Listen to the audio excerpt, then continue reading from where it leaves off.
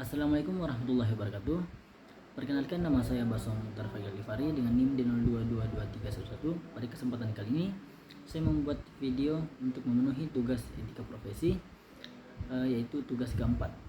Nah, di mana tugas keempat ini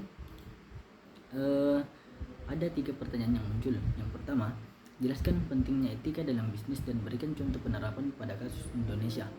Nah, oke. Pentingnya etika dalam bisnis ini bisa dibilang etika dalam bisnis itu ialah kunci utama dari sebuah bisnis, di mana pada etika ini kita memegang teguh kejujuran dan juga tanggung jawab serta integritas pada suatu bisnis. Nah, contohnya di Indonesia itu semisal di Indonesia masih sering kita melihat di berbagai bisnis itu masih melakukan kebudayaan seperti bergotong royong antar sesama. Kemudian juga contoh yang paling sering kita lihat itu di etika bisnis di Indonesia itu semisal ada pegawai muslim yang tidak dilarang untuk menggunakan hijab, dan juga begitu juga untuk pegawai yang non itu tidak dilarang atau tidak dipaksakan untuk menggunakan hijab. Jadi etika dalam sebuah bisnis itu bisa dibilang menjadi salah satu pemicu atau sebuah standar pada sebuah bisnis. Jadi etika bisnis itu sangat penting dalam sebuah bisnis.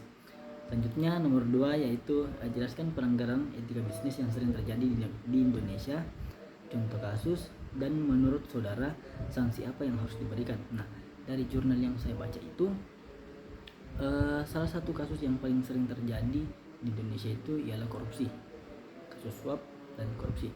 Nah,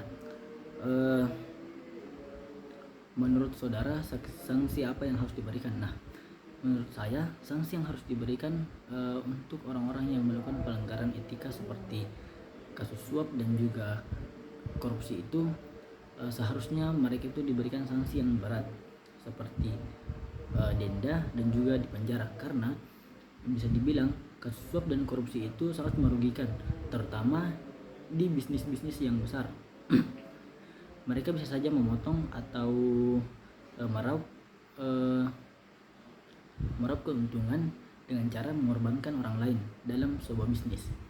Selanjutnya, bagaimana cara kerja bisnis kedua perusahaan ini, yaitu IBM atau Johnson & Johnson.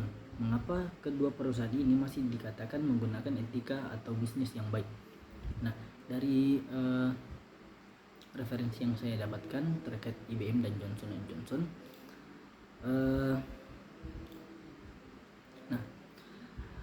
Johnson & Johnson atau IBM sempat berada di titik terendahnya, yaitu di mana mereka menjadi sasaran gugatan kelompok class action atau pelanggaran data layanan kesehatan.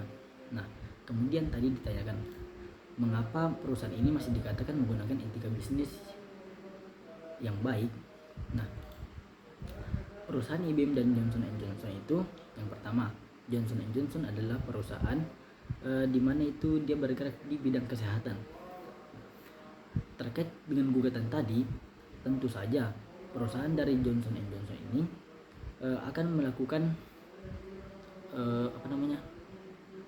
sebuah evaluasi terkait kesalahan yang mereka lakukan.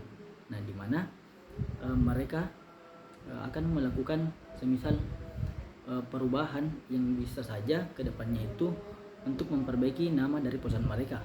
Nah, begitu juga dengan IBM. Nah, akan tetapi IBM ini dia itu tidak bergerak di bidang kesehatan, dia itu bergerak di bidang perangkat keras dan juga kecerdasan buatan.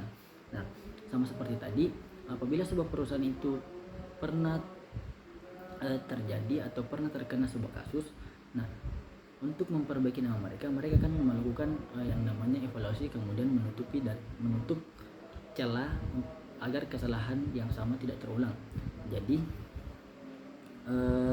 di sini yang ditanyakan itu mengapa perusahaan ini masih dikatakan menggunakan etika bisnis yang baik. Nah, bisa saja kedua bisnis ini telah melakukan yang namanya itu evaluasi, di mana mereka itu mencoba untuk menutupi kesalahan mereka, yang artinya mereka berusaha untuk menjadi lebih baik lagi sehingga mereka dicap menjadi perusahaan yang memiliki etika bisnis yang baik. Oke, sekian.